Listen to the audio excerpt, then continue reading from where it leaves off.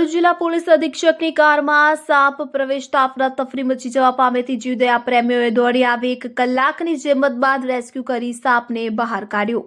વિગતે વાત કરીએ તો ભરૂચ જિલ્લા પોલીસ અધિક્ષકની કારમાં સાપ પ્રવેશવા જતા દોડધામ મચી હતી કે જેની જાણ જીવદયા પ્રેમીઓને કરવામાં આવતા તેઓએ તાત્કાલિક સ્થળ પર દોડી આવી કારમાંથી સલામત રીતે સાપને પકડી સલામત સ્થળે મુક્ત કરવાની તજવીજ હાથ ધરી હતી। જિલ્લા પોલીસ અધિક્ષકની કચેરીમાં હાજર લોકોમાં દોડધામ મચી ગઈ હતી તો સરીસૃપો રહેણાંક વિસ્તારમાં આવી ચડતા હોવાના અનેક બનાવો સામે આવે છે।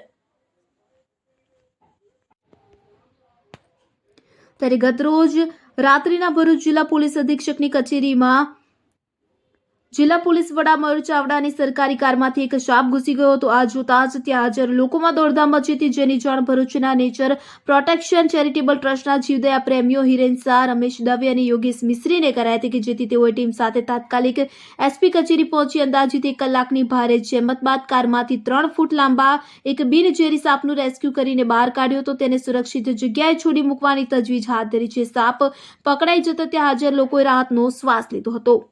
યાકુબ પટેલ, ભરૂચ।